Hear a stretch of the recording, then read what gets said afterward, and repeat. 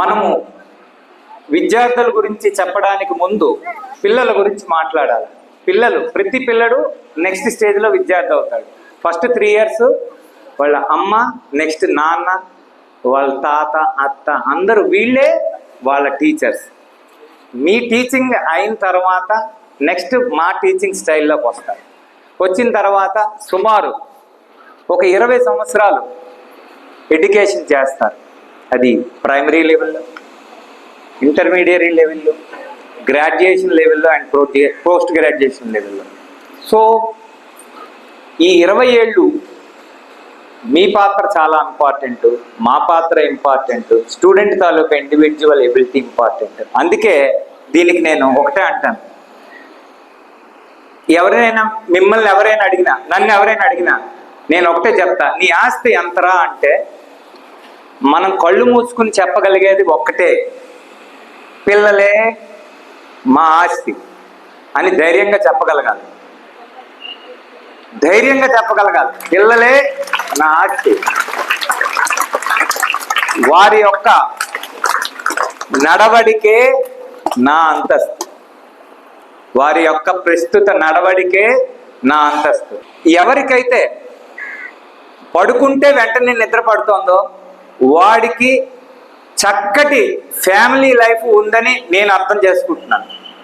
అంటే వాళ్ళ భార్య వల్ల కానీ, పిల్లల వల్ల కానీ, అలాగే భార్యకి భర్త వల్ల కానీ, పిల్లల వల్ల కానీ ఎటువంటి ఇబ్బంది లేదు, హ్యాపీగా ఉన్నారు, కంఫర్టబుల్గా ఉన్నారు అని అర్థం. అందుకే పిల్లలే మన ఆస్తి, వాళ్ళ నడవడికే మన యొక్క అంతస్తు. డబ్బుతో కొనలేనిది కొన్ని ఉంటాయి, అందులో చదువు కూడా ఒకటి. డబ్బుతో కొనలేము. ఇది ఎంత డబ్బు ఇస్తే అంత పిండి కొద్ది రొట్టె అంటారు కదా మన తెలుగులో. అలాగే ఎంత డబ్బు మనం ఇస్తే అంత చదువు వస్తుంది అని అనుకోవడం అనేది అది ఒక భ్రమ. మీరు క్వశ్చన్ చేసుకోండి.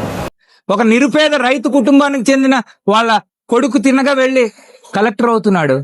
ఒక పెద్ద ఇండస్ట్రియలిస్ట్ కొడుకు రోడ్డు మీద ఏదో రోమియో కేసు చేస్తూ దొరికిపోతాడు, ఏదో డ్రగ్స్ లోనే దేంట్లోనూ. ఎందుకు ఇలా జరుగుతుంది? సో ఇది మనం తెలుసు.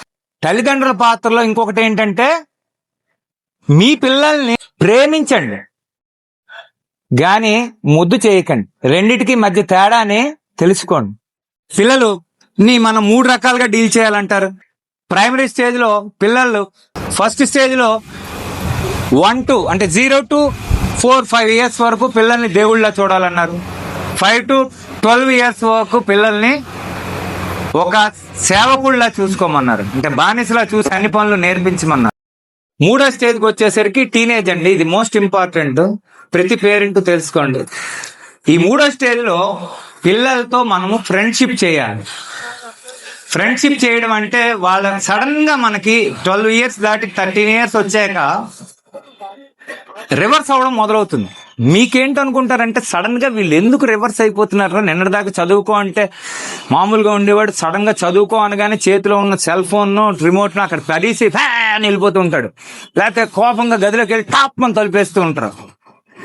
ఈ సీన్లు మీరు చూస్తూ మా వాడు చెడిపోయాడు, లేకపోతే మా అమ్మాయి కంగాలు అయిపోయింది, ఏదో అయిపోయింది అని అనుకుంటారు. కానీ దిస్ రిఫ్లెక్స్ ఈస్ 100% రైట్. ఆ ఏజ్ లో పిల్లలు రిఫ్లెక్ట్ చేస్తారు, రివర్స్ అవుతారు. అది మీరు అర్థం చేసుకోండి.